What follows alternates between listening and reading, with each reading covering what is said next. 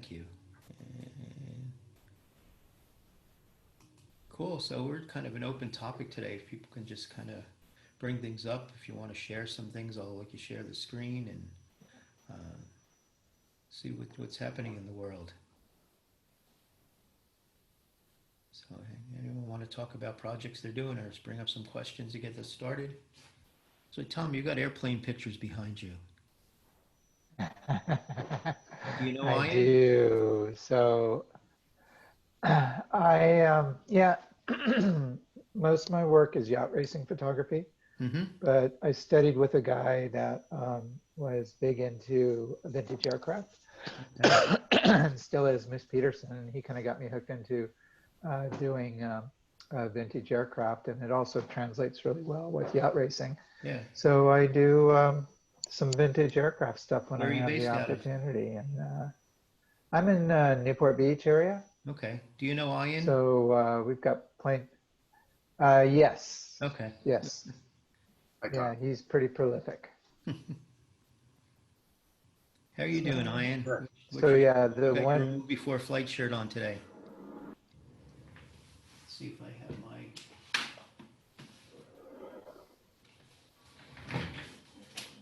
keychains. No. I've got my remove before flight stuff around here somewhere too.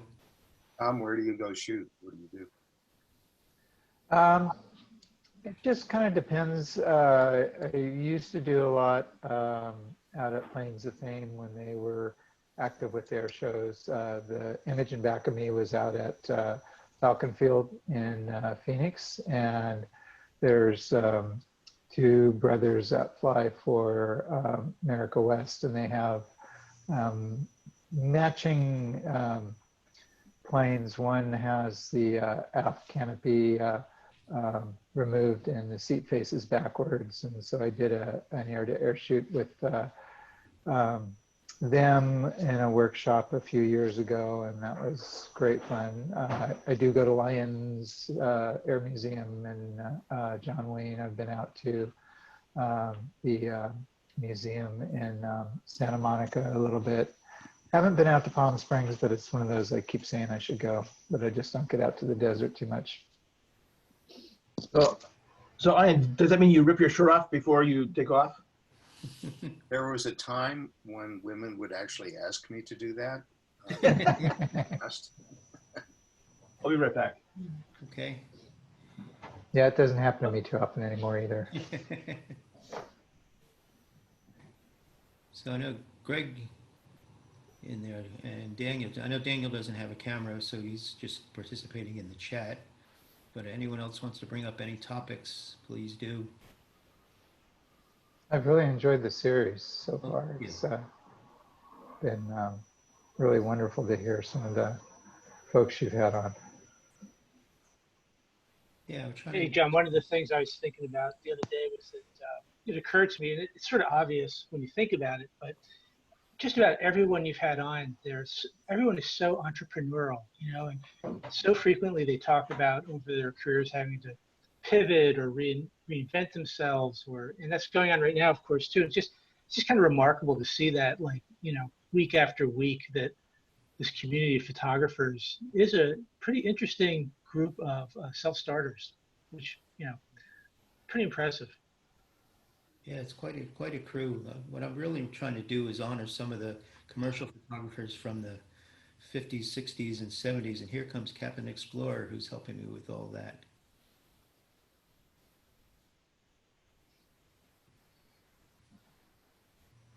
Connecting to audio. There he is. You're in a new location, and you're muted.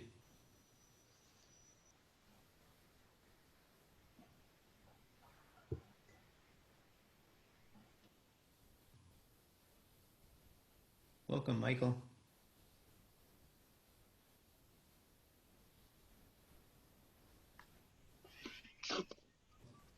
Good morning. Good morning. You're in a different location today. Almost didn't make it. I Uh-oh. had a very, very bad night's sleep last night. Didn't finally get to sleep until 4 a.m. Ouch. So, And I wake up around 4 or 5 these days. Well, I thought maybe the fact that my wife was putting a pillow over my face may have caused that. So, um, um, Yeah, refresh my memory. Who's on today? you are. We are. Today's just a general open discussion. Talk about anything you want to. Oh, really? Yeah. Oh, um, So for folks who might be new here, Captain Explorer is Michael Newler, and he started the Canon Explorers of Light, back in the 90s, was it? And ran that for years before 93. 93. So if there's anyone, any name in photography you want to know about, Michael probably has a story about them. Some of them can be shared, some of them will just leave to your imagination. I don't know why I can't hear everybody. Can you hear me? Barely. And my volume was all the way up. Oh, let me see if I can adjust my volume here. I can hear you fine, John. Okay. Maybe better. Let's see my output Speak the volume. speech I pray thee, trippingly on the tongue so I can hear somebody. Oh, can you hear me okay? Yeah, Michael, I just raised my level a bit. Okay, cool. Let's let Melissa in. James Taylor's in. Jim was in over the weekend to do some photos here in my COVID mask project. Antonio's coming in. Hey, John, did you hear my earlier comments, or was my sound messed up again? No, you were talking about people having to pivot and reinvent Oh, themselves and yeah. how that's working out. I'm sorry, 'cause I couldn't hear anything anyone else was saying after I said that. I'm having One trouble of those this Zoom morning. mornings where nothing's Yeah. technical stuff. Anyway. Yeah, before we started, I was talking to Jerry about Oregon and about down in the Bay Area and people we know down there. Jerry, when you say you took a class with Jack Welpot, was Judy Dater in that too? You're muted. There you go. No, she was not. It was at San Francisco State, Mm-hmm. and it was just there was the photography department basically was Jack Welpot and who else did Don Worth. Mm-hmm. Yeah, so they were a terrific combo. But Judy Dater, I met once in Berkeley just at a book signing. Yeah. So, but she wasn't teaching with Jack at Mhm. that time. Okay. Did you say John Wood? No, Don Worth. Oh, okay. Remember him? Okay. No, you know Jim Wood? I do not. Okay. Is that another photographer in the Bay Area? He's a photographer, and he became the chair of Academy of Photography in the Bay Area. I Los wonder if that Angeles, or was. is it? Oh, well, there was Oakland. In Oakland was the College of Arts and Crafts, and there were some great photographers there as well. I'm not familiar with the Academy. Okay. I was in New York in the 80s, and then it was either you came from Brooks or RIT, and you didn't talk to each other. Yeah. I know most of Avedon's assistants came from Brooks, but I was more the RIT crew. Though I didn't go to any of the schools. I wonder how the state of the university and colleges are today in terms of teaching photography. Well, Brooks is gone. So are you just talking about general colleges that have a photography program in them? Like UW, University of Washington here, or University of Oregon. I don't know how big their programs are anymore. Though, as you've said, a lot of the MBA programs require a photography class now. Right. Yeah, I just went to a general liberal arts school. Did you know Ed Scully of Camera 35? Me? Yeah,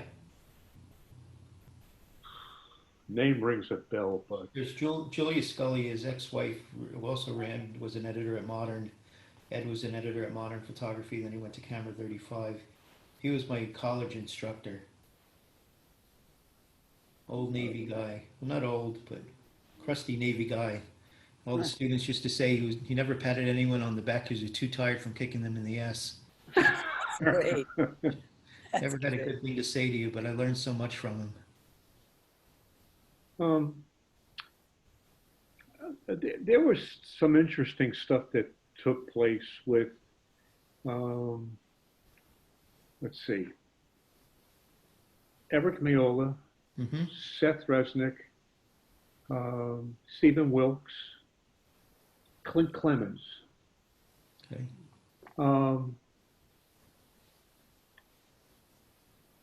They all graduated from Syracuse University, Mm. all of them. Different times, but they all Yeah. graduated. Matter of fact, Stephen Wilkes and Seth Resnick um, were roommates, along with Bob Satcher, Okay, I don't know him. National Geographic. Okay. Um, but at the time, Eric was terrified of speaking. I mean, terrified. Mm-hmm. It took me 1 year to convince Eric to speak, and I got him to speak only if he was accompanied by Clint, Seth, and Stephen. So the four of them went up to Syracuse University to give a talk, Mm-hmm. and I'm, because my brain is not working too well today. Hope is the guy that started American Photography. Don't know. Callanan. Okay. Callanan. He also went to Syracuse University, but he never graduated. They threw him out in his senior year. But he started American Photography. And he was the moderator at Syracuse University. Now, Eric wanted to be next to last. He wanted to be insulated by two in the beginning and one at the end in case he screwed up. Be the penultimate. But I will tell you this, that as a result of that that breakthrough, and I was invited. Wait a minute. Just before this event took place at Syracuse University, Canon let me go after almost 10 years. But because I had spent so much time on this event happening at Syracuse, Syracuse University themselves invited me to come up and be with the group. And I did.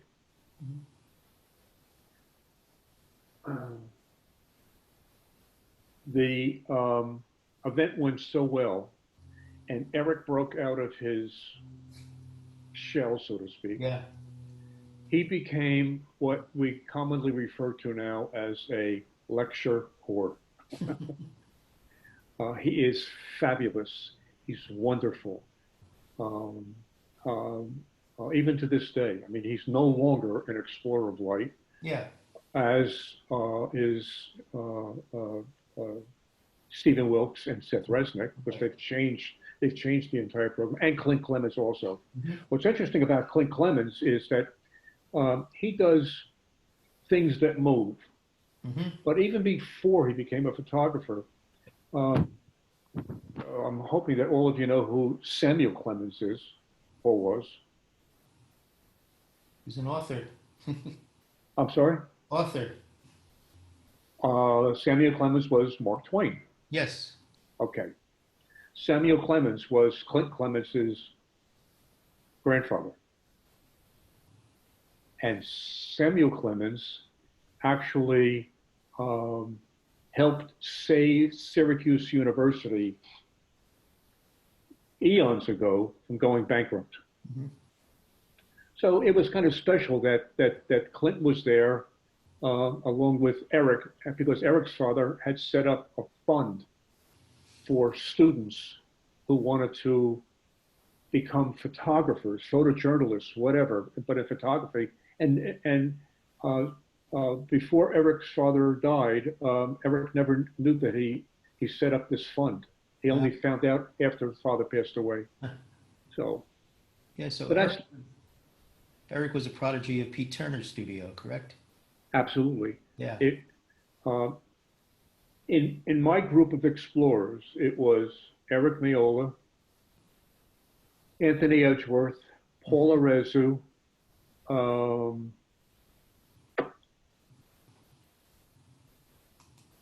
come on. I've got your list around. There were five of them. There were five of them that were Pete Turner's assistants. Okay. I can't remember the other two. They were part of my group. Was Greg Heisler in that group? Yes. No. Well, Greg Heisler was part of the group, but Greg Heisler was from Arnold Newman, along with Richard Horowitz. Mm-hmm. Yeah. Yeah, so many people on this call are West Coast, so they don't probably know the history of the commercial photographers of New York like we do. I mean, this is old home for me, hearing you talk about all these people that I knew back in the 80s. Well, look, I'm fast approaching 76 years old, and I've been battling metastasized colon cancer for 18 years, along with prostate cancer. But I'm still alive, and the thing is that, obviously only the good die young, but I'm beginning to get to the point where it's difficult for me to remember a bunch of stuff. And that's one of the reasons why I put together that CD that I sent you, Mm-hmm. but it was really only for me. Yeah. You should write a book, Michael. Well, I have a book that's called The Captain's Log, because they affectionately called me Captain Explorer. Mm-hmm. They roasted me. There were 64 photographers at this special event in Manhattan. It was a surprise roast that I had known nothing about for a year, even though my son and my wife knew about it, which is uncanny when you think about the photographers involved. The only one that was not there, because he was in Saudi Arabia with the vice president at the time, was David Hugh Kennerly, who was the official photographer for the vice president. Right. Mm-hmm. But when he came back, you see, all 64 photographers gave me a 16 by 20 signed print Oh my gosh. of their work. So I have Picasso from Arnold Newman like this, and I have stuff from Kirkland and Harry Benson, and Clint gave me a picture when he came back of the vice president in this giant, elaborate Bedouin tent with all the sultans and the kings. It was incredible. So, Can I share some of your captain's log? yeah, sure. Okay. I'm hearing while you're talking. Yeah. Keep going. I'll give you another story that involves the images on this thing that I had sent him. When Canon and I parted ways, I was not allowed up to my office, but over a period of about 6 months, I started taking all of the personal pictures that I had collected over 10 years home. But I still couldn't bring home the bulk of what was there. And after I left, I asked for those pictures and they refused to give them to me. And I said, why? And they said, because we destroyed them. Oh, So what you're looking at is what I was able to collect, and I put it into a PowerPoint presentation. There's Arnold Newman and Joyce Tennyson and Harvey Lloyd. Harvey Lloyd with Larry Silver. This picture on your left, the bottom left, is what the name of the program was when I first started it. It was called A Special Way of Seeing. It was changed about, I'd say, 4 to 6 months later to Explorers of Light. And these actually were the photographers that were at an event I put together that evening at the school not the School of Visual Arts, at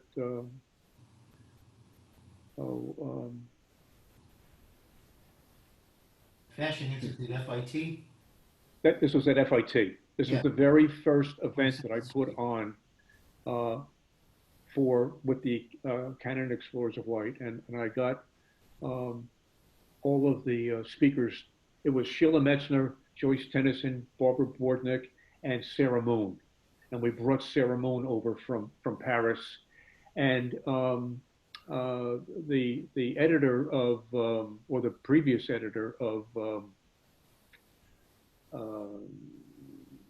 Vogue, I forget her name right now. It's on the invitation. She was the mistress of ceremonies. Can anybody see it? Let's see. Those are like Grace Mirabella. Grace Mirabella. Marabella. Yeah, she was the mistress of ceremonies. The auditorium at the School of Visual Arts was packed with standing room only. So these are the names, you know. Oh, in this particular one, Susan Maisel. Maisel is listed twice, but these were the original when during my watch, so to speak, from 1994 to 2003. Some interesting names. Yeah. Here was the book that came out. They have this book. You have this book? Yes. Yes. Yeah. One of the deals that, and here's the Syracuse. After the Syracuse event, we all went out to a dinner, and Seth Resnick is holding up that bottle of EOS wine. Yeah. There's Eric Miola. There we go. And the event was called the Four Amigos and One Desperado. And Sean Callahan was the desperado because even though he went to Syracuse, they dismissed him in his senior year. I'm sure you're all familiar with the magazine from oh God, bad day. Sorry. At the back end of the magazine, every month, the inside back cover, Mm-hmm. we put together a picture from each one of the photographers, just 3 of them, with their bio and something about how they made how they made the image. Oh, Photo District News. Okay. And I did that for, well, almost 3 years. Yeah, Jack Resnicki's going to be on the show in a couple of weeks, August 10th, to talk about Yeah. copy. Yeah, Jack's picture is at the very bottom. Here's some of the others. Every time I put on a show, the, the lectures were free events across the United States. I got Canon to pay for everything. It was a way to like bring East Coast photographers to the West Coast photographers to the East Coast, so that people could see them and hear them live, as opposed to just reading about them in magazines. But every time I put on an event, I put out an invitation, I gave it to the local camera stores, and I did a poster filled with the photographer's images. Here, Jim Wood is on the bottom right, holding his ears. Melvin Sokolsky above him. Barbara Bordnick with Brandon Remler, who's now at Fuji. And here is Robert Farber, Melvin, Monty Zucker. Monty Zucker, myself, and Douglas Kirkland. It's quite a crew. Oh, when I tell you, it was absolutely the best 10 years of my life.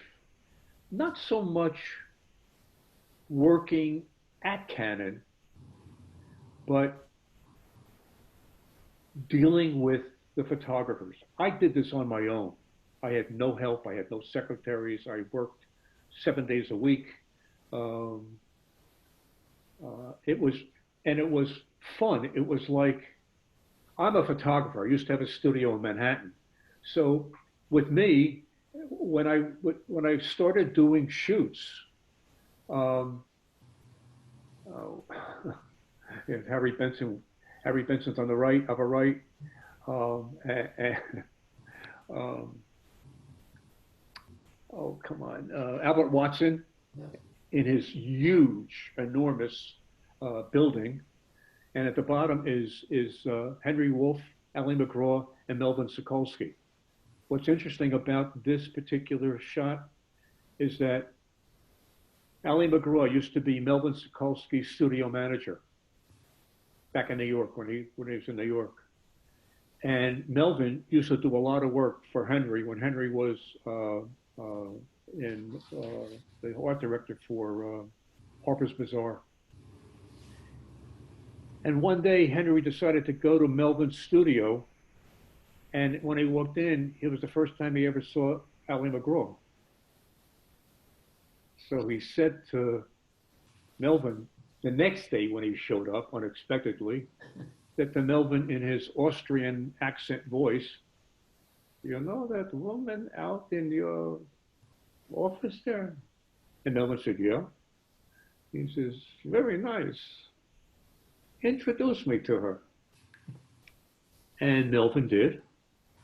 And Ali wound up living with Henry for about 7 years. In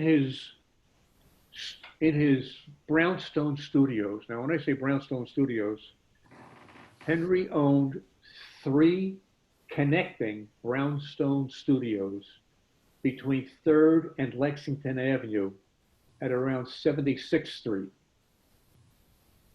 And she lived there with him. However, fast forward. Melvin had a gallery showing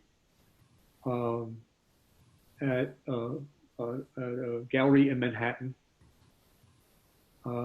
many years after they broke up. And Melvin called me up when he was out in California by this time, and he says, "Newler, I want you to do me a favor." I said, "What's that?" He said, I have a gallery showing in Manhattan, and I want you to get Henry to show up." I said, "Okay, what's the problem?" He says, "Well, there's a little bit of a problem." I said, "What's the problem?" He says, "I'm bringing Ali McGraw to the opening." "Yes, so?" And that's when I found out what the story was. I said, "Well, bygones be bygones. It's, many, many years." He says, "Just get him to the opening." I called up Henry. And I said, "Henry, I'd like you to go with me to the event that the gallery opening that Melvin's going to be doing in Manhattan at the Greenberg Gallery." And he said, yeah, sure, you know. I said, but I want to tell you up front, Allie's going to be there. And he went, I am not going. Not, never. I called him up the next day. I called him for about a week. And finally he says, Newler, I will go. But here's the conditions. You come and pick me up. And by this time I used to live in Manhattan. My studio was in Manhattan. I gave up the studio, I moved out of Manhattan, and I went to live out in Long Island. He says, you come and pick me up. Okay. And when I say I'm ready to leave, you get your coat on and we leave. Okay. I picked him up. I drove downtown to the Greenberg Gallery. We went up, and as we walked in, there was Allie and Melvin with a whole bunch of people, and Allie went over to kiss him, and he held out his hand, and she shook his hand, and that was it. Now, the first hour, I'm waiting for Henry to say enough, and he's still talking to Allie and Melvin. 2 hours go by, 3 hours go by. It's close to midnight, and people have left, and they're still talking. And the next thing I know is Henry comes up to me and says, Nola, I want you to do me another favor. I said, what? I want you to drive me and Allie back to my studio uptown. Let's go. I dropped them off. I went home. I went back to Canada the very next day. That afternoon, I got a call from the security guards downstairs that somebody was here with an enormous package. I said, so send them up. I was on the second floor. Guy comes up with this giant floral bouquet with a little note that says, thank you very much. We had a good dinner and a terrific breakfast. Allie. I have hundreds of stories like this. Because little did I know when I started this thing that we actually became a family. There were photographers, I mean, really well-known photographers that had never met some of the other well-known photographers. And as a result, you know, this is the letter that was sent out to all the photographers in the group about this roast that they were going to give me. And we became a family. That's what made it successful. When digital was first, and here's a menu. This was a sit-down dinner. This is the group. This is me as I first came in. I didn't know what the hell was happening, but this was everybody in the group that came. You know, Newman and Sokolsky and Dennis Reggie. Sokolsky's up here in the upper left-hand side. Stephen Wilk, Parish Kohanim. Anyway.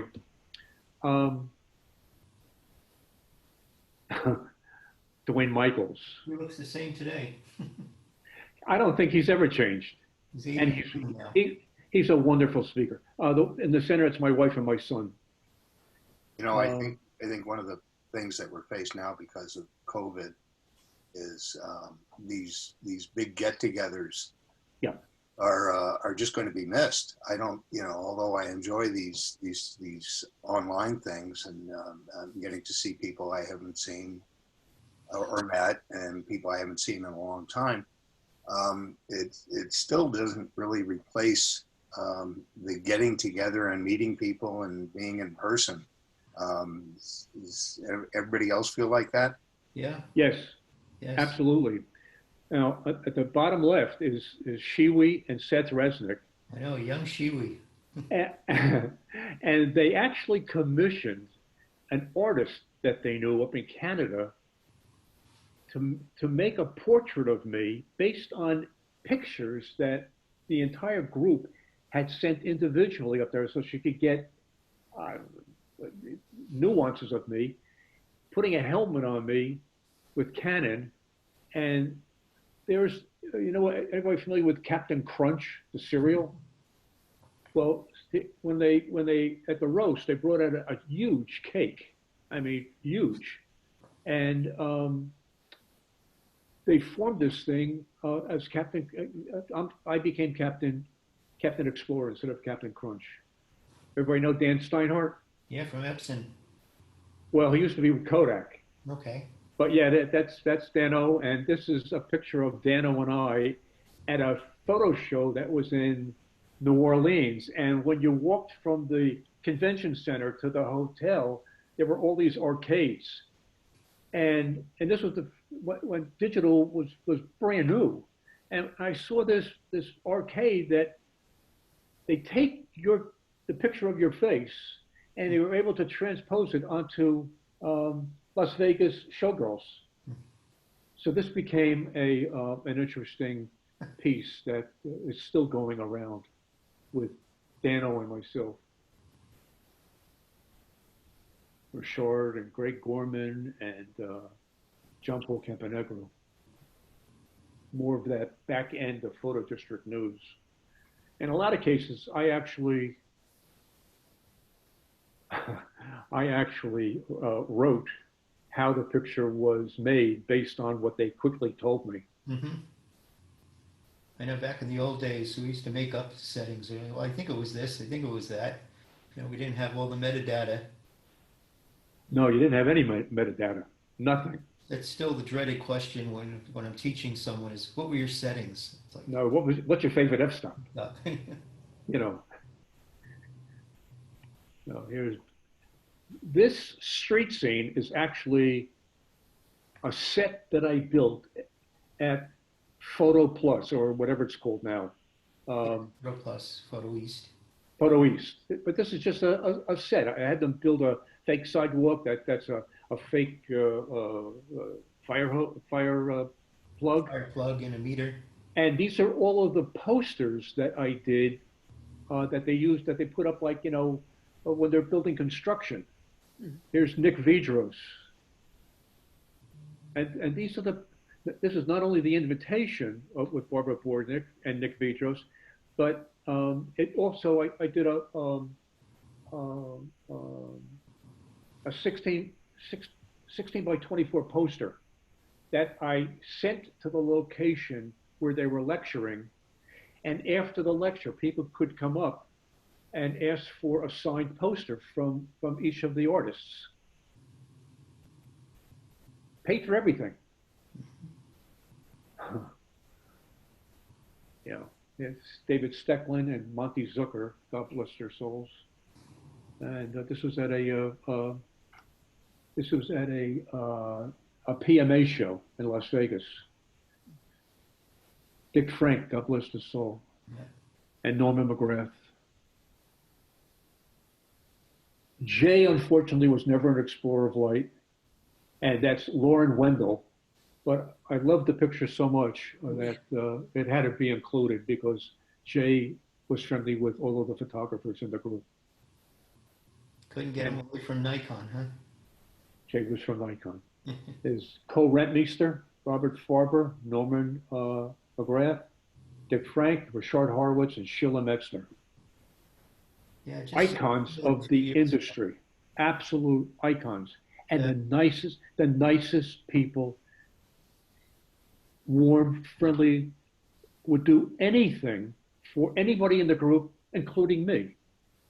I'm sorry, Michael. That's what I was going to ask you, because I've always found this. Didn't you find that photographers have a personality connection? There's something in their personality, generosity, kindness. I've always found that. I love photographers. I mean, they're so interesting, but they also have this thread through their personality, I think. And I wonder if you found that knowing all these photographers that you knew. I'm going to add something to that. Photographers at the upper, I call them the upper crust. they want to give. They want to give so that something from what they've been doing will get passed on to the next generation of image makers. Um, uh, I mean, Gordon Parks with Barbara Bordnick. Gordon Parks was a very famous photographer. Then he became a director, motion picture, Shaft. Bordnick at one point in her career photographed Gordon Parks, and his Douglas Kirkland and his wife Francoise with Agassi.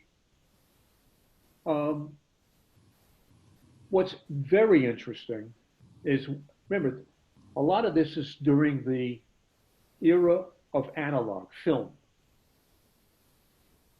Canon and Nikon were the first to come out with the digital cameras, and the digital cameras were actually based out of the Kodak. Kodak, actually put it all together, but they put the innards into the Canon and the innards into the Nikon. All right. Nobody knew how to do digital. I mean, nobody. When I received 2 of the digital cameras to pass around to a group of the explorers, not all of them, but just a certain group, what took place was what do you call it when a moth becomes a butterfly? Or when a caterpillar becomes a butterfly? Chrysalis or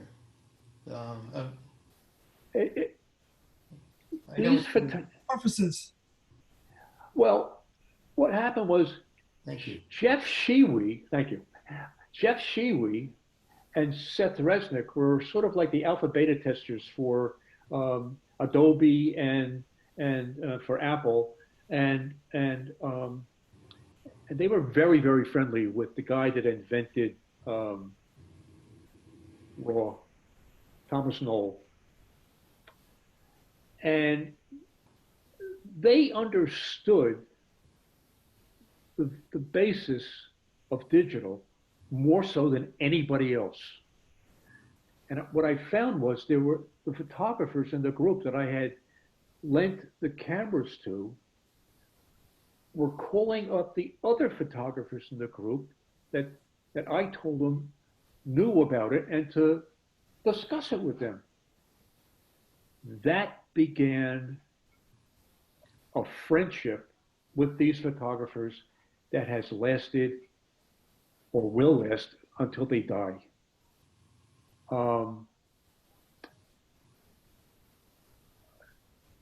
Arnold Newman, for example, photographed every president since, I want to say Truman. When it came to George W. Bush, they had Arnold Newman on call. And he wanted to do it with digital. But Arnold is a film guy, but he wanted to learn digital. And I had a group of the photographers, not all together, but one at a time, go to Arnold's studio in Manhattan, and to give him lessons on digital and to explain to him that it really is no different than what he was doing in analog, except now you're dealing with zeros and ones. So don't worry about it. I'll make this a long story short. The White House had Arnold on call for over a year. Never called him up, and he died.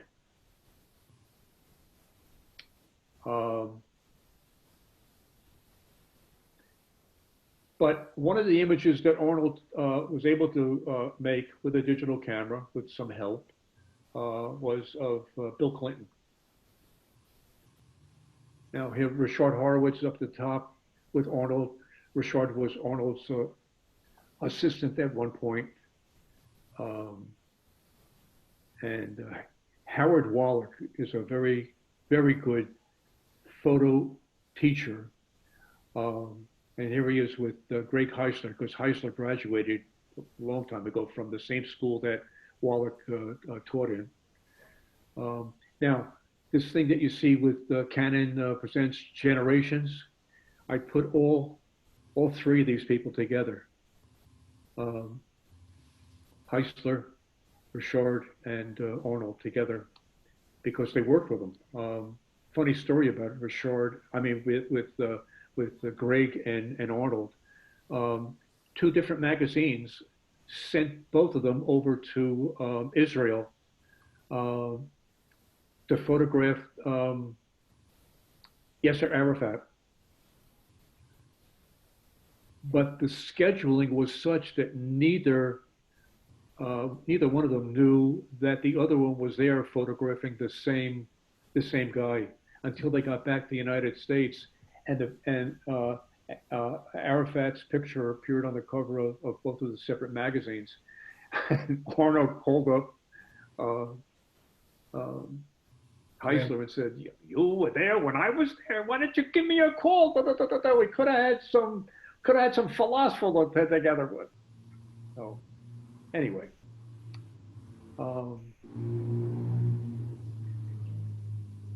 I convinced Canon to do an ad with Arnold, and they said absolutely. But the biggest problem was convincing Arnold to do an ad. The only other time Arnold had done an ad was for an automobile manufacturer, and I believe it was Volkswagen. I'm not sure, but I think it was Volkswagen. And that was us in his studio at his table where he was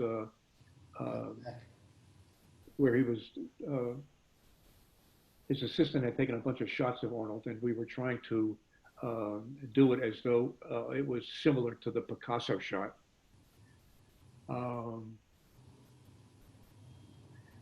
Is Arnold with Gus. This is the very, very first picture I ever took with a brand new digital camera at one of the photo shows. It was just at that time being introduced. And I told Gus to do something different that she would love to do to Arnold. She grabbed his throat, and I quickly grabbed the shot. Oh, yeah. And Dr. Ruth.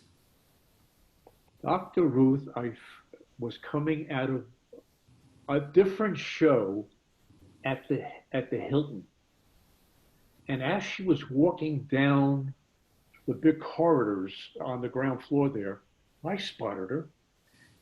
And I ran up to her, got on my knees, and I was still eye level with her. So I said, "Will you take some pictures with my friends?" And she was there, with George Siegel and Al Hershowitz, and it was bizarre. It was absolutely. But this bottom shot they're all gone. They're all gone. Charles Perrault, Henry Wolfe, Bert Stern, Arnold Newman, all gone. They were all sitting at the Canon table at the Infinity Awards. I invited Bert Stern over. Yeah, here's where the shot of Dr. Ruth. I said, "Wait, will you take a few pictures with my friends?" And the guy up in the upper right over here, that's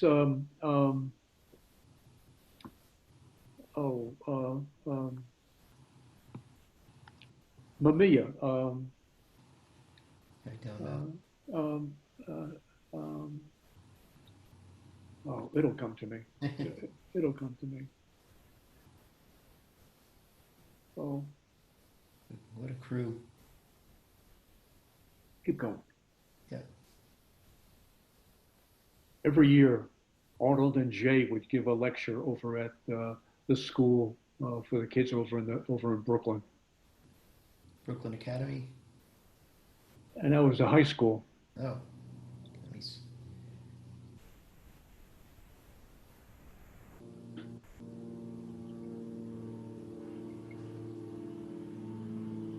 Sarah Moon with the glasses. Hmm. Oh, um, Roger Rushmeyer with the glasses.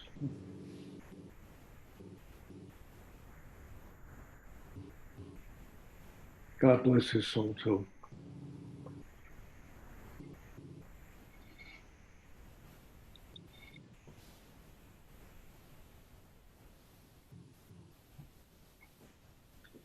Howard Bingham was Muhammad Ali's personal photographer.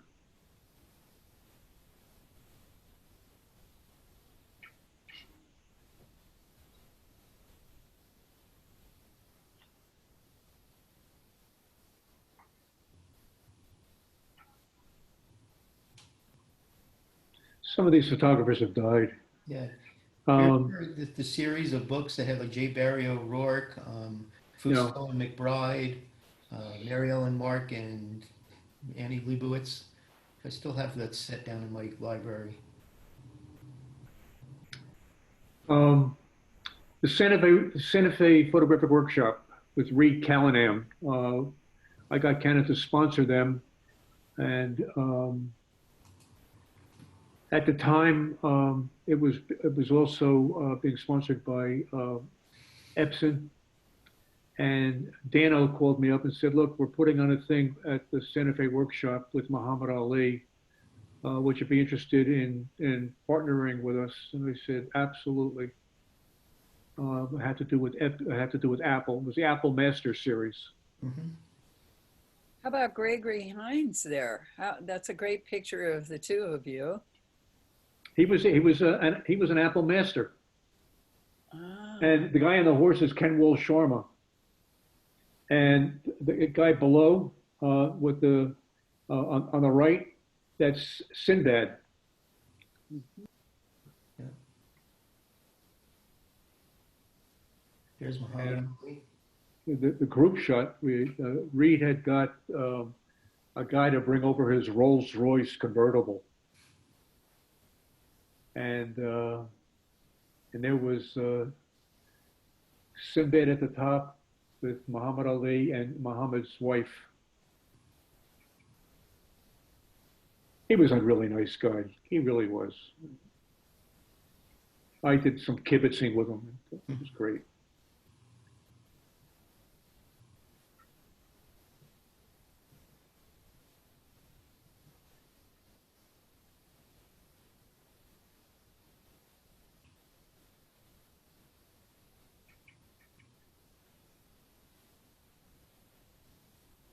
Really was the who's who. Sarah Moon is just incredible. Well,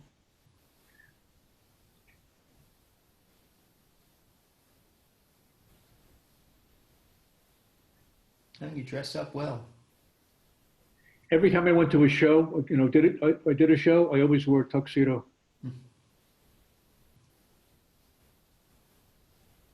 Here's Arnold Newman's Clinton.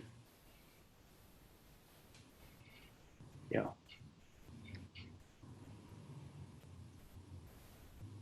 Anybody remember Richard Rabinowitz? I don't. At a show, I found at a booth somebody had a model made up to look like Marilyn Monroe. Mm-hmm. And what I did was, Kirkland was there. We had brought him in to give a lecture, and his wife Francoise, and I brought them all over to this booth with Marilyn Monroe. Took a shot. The model was floored.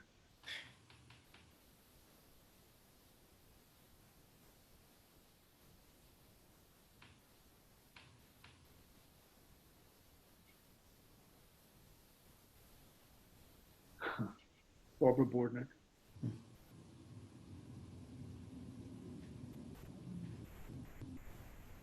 Oops, I'm just. Yeah.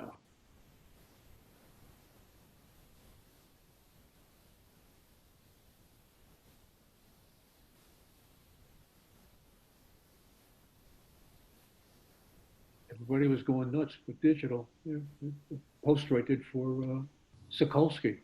Mm-hmm. Some old, some new.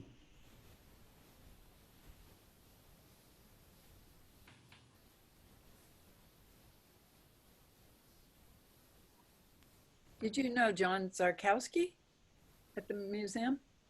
No, Oh, unfortunately, I didn't. uh-huh. So, Photo District News came to me when I was at Canon. And they said, you know, would you think you guys would be interested in doing a book for students, doing a magazine for students? I said, sounds good. I'll pitch it. And I pitched it, and we did 4 of them. Here's the first 2. There's another. Go to the next one.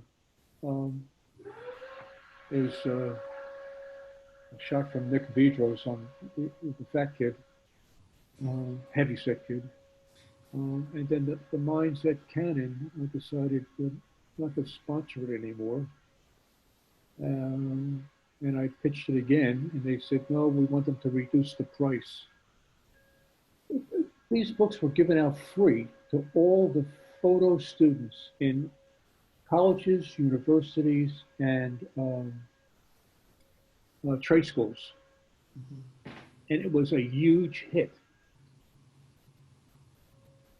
So Lauren Wendell came to me and they said, well, you know, is there anything else you can do? I said, well, there is something, because Canon's not going to do it. I said, why don't you go to Nikon? I used to be a Nikon school instructor. I said, go to Nikon and see if they'll pick up on it. And sure enough, they did. And it became PDNEDU. Mm-hmm. Right, but it was originally Photo Op Canon. Minolta Mirror was another similar. I'm sorry? Wasn't Minolta Mirror another similar magazine book? I think I have. There were so many firsts that we did, that I did. Well, Canon did. Canon with Canon's. I did it with Canon's money. That a lot of companies tried to pick up the ball, but they were not successful only because they didn't understand the logic of what I was doing or how I was putting this group together that became a family. That's what it was all about. It was more than just, you know, promoting and selling boxes of equipment. They were really a family. The shot I did in Arnold in his studio. Henry Wolf and Warren Hibb, me and Dano in Santa Fe. Dano and I really did. We had a lot of fun and made the people crazy. There's the shot of Dano and I as Las Vegas showgirls.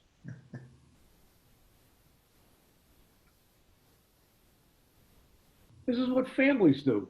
Here. This is one of the shows.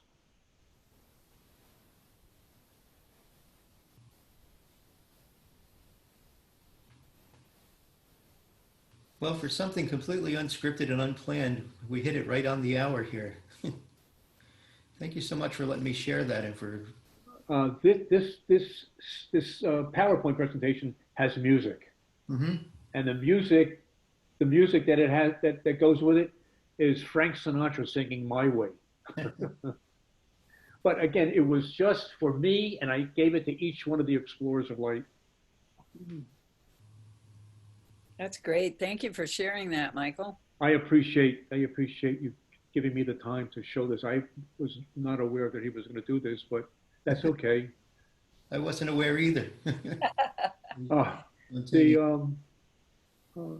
There's got to be a way that we can all get together and build this community called image makers back again. I mean, I don't care if people are using iPhones or LGs or, you know, whatever camera phone they're using, or phone that's got a camera built in. After you make the picture in that device,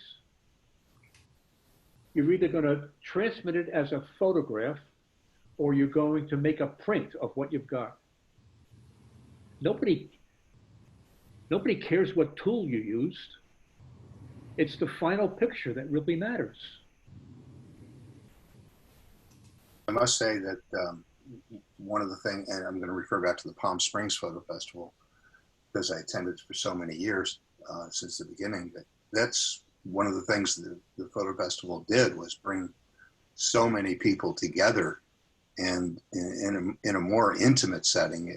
You know, hundreds of people, but it was more intimate. You would stroll around and just openly talk with people, and it was very friendly and very fun. I found it much more so than PPA or, you know, PMA or, you know, all the things we would go to in Las Vegas. Right.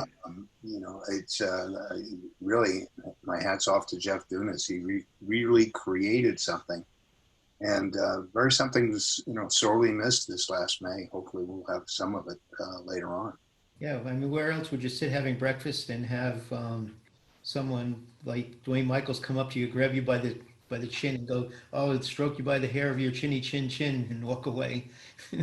Exactly. You know, truly. I mean, I met so many of the absolutely top people in the industry, and other people who became quite famous, who actually developed their craft at the Palm Springs Photo Festival.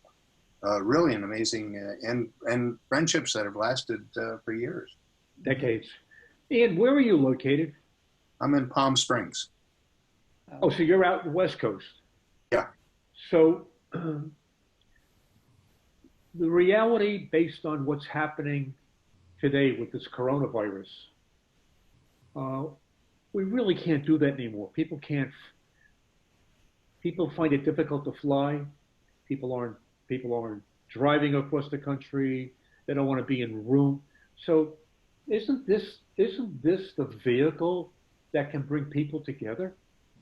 I found it very much so, more than I had expected. I started attending things like this a few months ago, and found that I was scheduling 8, 9, 10 a day. Of course, didn't have that much else to do otherwise, unfortunately. So yeah, I have, and John's especially, where we're actually interacting with each other more so than the other ones. Do you realize that this is only the third event that I've attended? And when I went to the first one, I was blown away. I was absolutely blown away that something like this could bring us closer together. If it's no other way, this is the best way of doing it. And you know, I've never met you before, and kind of knew who you were. You're lucky. And I slightly regret it, but that's okay. Okay, touche. Yeah, but this has really been you know, really been great. You know, I haven't seen Jeff Dunas on in a long time, although we exchange emails. But Jeff was on, what was it, last week or the week before? Last Monday, yeah, a week ago. You know, and in Japan, Matthew Jordan Smith. I've known Matthew for 16 years or something like that, but I haven't seen him forever. So he was on, and we had a chance to talk. We've exchanged a few emails since. So yeah, I agree. This is the new normal for now. What I like about Zoom is that I'm having conversations with folks that I would never have in real life. You know, Exactly, and yeah. so that's great. But when you're in the same room with everyone else, you feel like you're in the same room with everyone else, especially for new folks who are intimidated and figuring out kind of where they fit. Being able to look around and go, well, that's so and so. I mean, my background is web design, and we have a couple of big web design events where these are the rockstars of the industry, and they're at the table with you, and you're chatting about how the hell do you do this thing, and that is a fundamentally great thing. But we can't do that right now. But Zoom, and so what's interesting is that in the web stuff. Wait, but why can't you do it right now? Well, because we can't be in the same room without making each other sick. And so we're also doing Zoom things in web stuff. Yeah, and but why can't you do it on Zoom? Well, we are. Okay. And what's great about that is that people who could never afford to fly to the big events, people who just couldn't afford that thing, are being able to participate because they don't need to rent the hotel. They don't need the travel budget. And so the tent is even bigger because of these things. But we still miss the feeling of in the same room. Touchy-feely. That feeling of connection that, okay, I'm one of them because we're all here and we're both eating food and having coffee, and there's that banter. So after we can go back to those big things, that's great. But if we stop doing this, we stop these conversations. So in the future, I want to do both. Great. Bingo. That's exactly correct. And if you do both of them, all right, this online internet thing broadens your population. Yeah. People want to do the touchy-feely kind of stuff and fly to wherever you are, all right? Then you can narrow down the amount of people that you allow to come and charge the money. Yeah. But this is like, and I talked about this, to John a couple of days ago. What you would do in your studio is education. This is not education. This is a fireside chat. This is a chat talking with people that you never, ever would have been able to discuss things before with them, albeit face to face. But this is like a teaser that if you want to learn more, I teach a class. Come to my class. So this is a marketing channel. Agreed. But this is also a connection to people, a conversation with people that we wouldn't do. I mean, for an hour a day, or for an hour twice a week, we can chat with other people who love photography, who think that being able to pick up a camera and do something cool with it is just awesome. And here's what they're doing, and here's how they're doing this, and that is just a great thing to be able to do. And then we go on with the day, and we do whatever we're gonna do. But without having to travel, without having to do a big break in our day, we get to have this photography mutual exploration enjoyment thing. That's very cool. And you can stream it. Yeah. And then John puts this on YouTube for all the folks who couldn't be here right now. And we get to have that feeling of I'm a photographer, part of a community of photographers. And community right now is really important. I want to interject something. You said people that love photography. Yeah. All right. Right now, there's a very large group of people who don't love photography, but have to learn about photography. Yep. Because they're called MBAs. All MBAs are told that they must take photography courses because now MBAs are in charge of putting together their own PowerPoint presentations. Yeah. They don't love photography. No. They have to learn how to do it. Some of them love PowerPoint, which is too bad, but there we are. Well, the other one that I absolutely love is the Apple. Keynote. What's it called? Keynote. Keynote. Yeah. I love Keynote, and I first did that presentation you just saw. All right, my captain's log as a keynote presentation, and I sent a couple of them out to the photographers, and they said, I thought that all the photographers were on Apple, and it turns out that there were a few of them that were on a Windows machine, and they said we really can't play it. Nope. So that's okay. So I went back and I did everything in PowerPoint. Yeah. Sorry, Steve. Tell you a funny story. A few years back, some years back, ASMP put on a big business-oriented program out in, I think it was in Torrance, California. I think it was 2 days. And with speakers all throughout the days and breakout sessions and so forth. And one of the sponsors was Microsoft, who is now trying to move into capturing the photography market. So they would have regular drawings for products. And of course, the Microsoft products were in there and nobody would stand up to claim them when they're new. But Matthew was an explorer or whatever. I forgot what Microsoft called their team, but Matthew Jordan Smith was on that team for a while, and a few other big name photographers. But then that got dissolved. Back in 2000, I was building websites, a contractor building websites at Microsoft. So I go in and I say, okay, I need these tools to do this job. And part of it was, of course, editing photos that managers would give me. I go, here, I made this photo. And I'm like, yay, thank you. I'll do what I can with it. But I said, okay, I need Photoshop, and I need this, and I need that. And so they gave me Microsoft, whatever it was in 2000 that Microsoft was pushing as a Photoshop replacement. And I'm like, I didn't even know this thing existed. But the manager's going, Microsoft, it'll be awesome. For 2 days, I thought, okay, team player, give it a shot. Day 3, I'm like, no. Sorry, guys, I need Photoshop. I need the industry tool that we all use because you know how to do. You don't know how to do something. You jump online. Here's 10,000 ways to do this thing. In 20 minutes, you've got how to do this thing.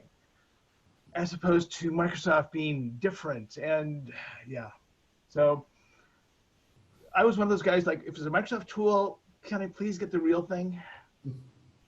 I think on Keynote now too. I think you can play Keynote on. Now you can. Yeah. Now you can. Yeah. Yeah.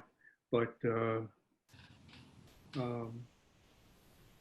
back then, I mean, you got to understand that 2 years in this digital everything is a lifetime. Huge, right? You know, whereas in analog cameras, I mean, how often did we photographers, you know, change a camera, or did new cameras come out? I still have my 1973 Canon FTB NQL. Can I sell it to you? Yeah, I don't remember who I bought it from. I was staff photographer with Pan American World Airways from 69 to 74 during the 747 whole era. And every time I went to Japan, I would buy the latest Nikon cameras that were coming out of the factory. They were spelled differently than the ones that were coming into the United States, but I had ones that were Nikon. Yeah, Nicomat. Yeah. The Nikon Nicomat. There were two Ks. There was one that I had that had two T's at the end, Nicomat. But it didn't matter. I was just passing the same film through the cameras, getting what I needed. Does anyone remember the name? I believe it was Lester Fader, who had a kit in order to make a 4x5. I have my 4x5 still that I made, and it was pretty cool. It was this kit that Lester Fader that you'd buy from a fellow named, I don't know how I remember his name, but it was Lester Fader. And then you would build this 4x5. I still have mine. Nice. Very fun. Yeah. Cool. Well, I'm going to stop the Facebook feed here. We can hang out. It's still recording here a little bit. I was just going to give people a little tour here. Let's see if I do this. Hey, Jim. What do you do with websites? I am semi-retired from building websites. I moved into documentary filmmaking and VR creation. But I built websites from 96 on. So you name it, I did it. Okay, didn't do porn, but other than that, built lots of stuff. So you don't do anything with websites anymore. I do. I'm a little rusty with some stuff. Well, it's much like with photography, the industry moves very fast, and so there's a couple of things I'm not current with. Are you talking about designing or with coding? All of it. Okay. My first job title was webmaster, and so over the years I've done pretty much everything, and I still do pretty much everything. There's some if you need certain types of e-commerce stuff, I don't do that, but I can find people who do. There's some types of heavy database stuff that I don't do, but again, I know people who do. I have a passion for building websites that's like my passion for photography books. John, I'm jealous. That is cool.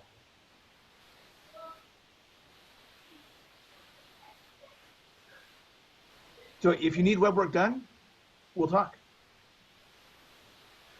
Okay. Because I like working with photographers on websites because photography.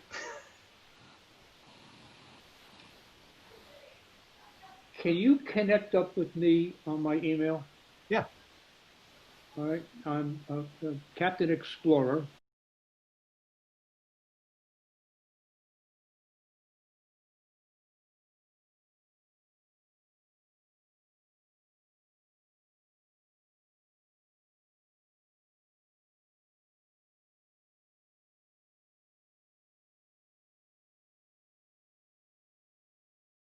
And I currently have a website Good. that's called Newler, Newler, Yeah.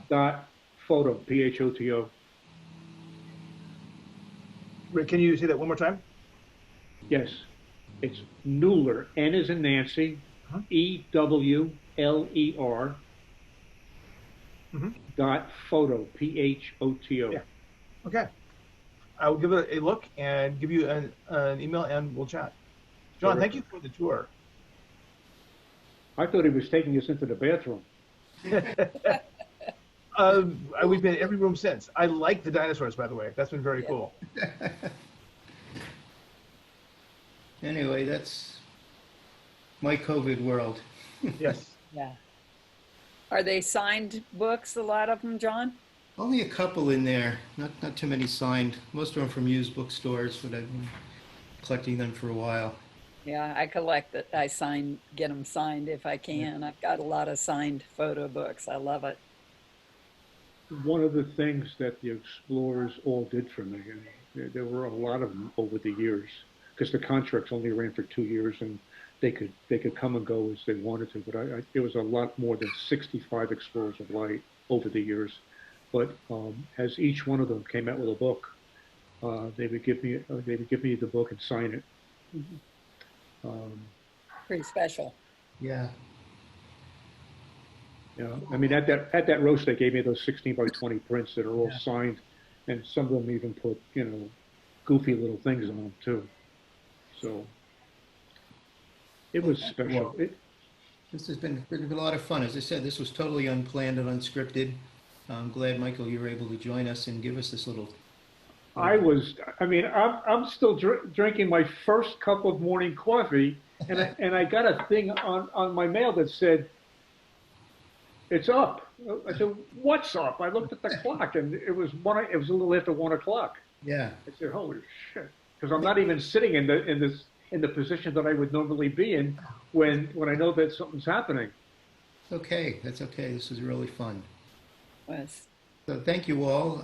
Let's see, what do we got coming up? On Thursday is going to be Photoshop with Lee Varys. He's going to show us some techniques and some things he's working on. And we'll take it from there. Next week, I got JB Sally and Jack Rosnicki. So it's going to be some fun days here. Just a real quick question. Yeah. Is it my impression, or am I totally losing it, that the updated version of Photoshop, there's certain things that they changed in it? Because I'm looking for stuff that I know was there, like from 2 weeks ago, and it's gone, or they put it someplace else. They don't usually drop features as they add things. I don't know. Was there a specific thing you're looking for? Oh, I'm forgetting now what it is, but I did find it, but they put it some other place. That's odd. No, nobody else has experienced that? But everyone uses so many different parts of Photoshop, though, so you might be doing something I've never even touched. Are you doing most of the stuff in Photoshop or in Lightroom? I try to do 90% in Lightroom. I always tell people if I can't finish my photo in Lightroom, I failed as a photographer. Why do you say that? Tell me. It's like working in the darkroom. God, I've been your assistant. It's all perfect out of the camera. What is it you do in Lightroom?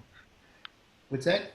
I said, I've been your assistant. Your stuff is always perfect out of the camera. What is it you actually do? Well, that's Oh, I can export it from Lightroom into whatever I want. If, I'll go into Photoshop if I'm going to do composites and things like that. Yeah. I'm going to put text on it. But otherwise, I try to get as much done by the lighting and whatever I do in the camera. Because you've worked with me at events where we're printing at the time, so we didn't have any time to do Photoshop on this stuff. So it has to be right. Yeah, and it is. It's just like, it's beautiful. Crop, print, crop, print. It's easy. so in other words, Lightroom is if you want to do stuff quick and dirty. Well, Lightroom lets you adjust contrast, exposure, color balance, things like that. It doesn't have layers or anything like that to it. So it's just like you would get your film. I shot chrome, so I did everything. Right. You got it in the camera. I wasn't a I wasn't a negative shooter. Right. So chrome's, I think, went to digital much easier because it was don't blow the highlights, fill in the shadows, and you got it. Okay. Okay. I just can't get used to Lightroom. I mean, I'm there to upload, Yeah. but I take anything I pick and I drag it into Photoshop. So you go through Camera Raw when you do that, right? Yeah. And Camera Raw is Yeah, I do. I go through Camera Raw. and Lightroom have all the same controls. And that's what changed recently in Photoshop. Camera Raw is completely different than it used to be. All Why? the tools in Camera Raw have been changed to look like Lightroom. So Really? the version of Photoshop's Camera Raw is very different if that's what you're using. John, just curious, did you reach Mel Sikowski? Not yet, but I'm going to go through Michael to do that. Yeah. Oh, sorry. Can I ask regarding either Ian or John, the Palm Springs thing that's the photo festival that's going to be in September? I remember when we were watching Jeff, did he say that is definitely going to be virtual now? Or is there still a possibility it's actually going to be in Palm? No, the only actual part they were going to try to do with the classes, the 10 students and instructor, the people who are in for the 4-day thing, but I'm not sure even that's going to be able to happen. But all the online, the portfolio reviews are all online, all the lectures and the symposiums, they're all going to be online. Oh, well, that's interesting because I probably couldn't get down there, but so to join online would be. Yeah, check the website because he's updating it every week with what's going on and what's the governor's saying in California. Does it depend on attendance? No, on the COVID, I think. I did check the website, but I didn't see anything that specifically stated that it was going to be virtual. So that's why I was asking. Yeah, as far as I know, it's going to be all virtual now. Okay, thank you. I think it's all very much just still a moving target. That's probably why he's not changing things on the website. Yeah. Okay. Okay. Well, thank you all. This has been really great. Thank you. All later in the week and next week. Be well, my friends. All right, thank you. Bye-bye. Be safe. Take care. Nice meeting you all. Bye-bye. Bye.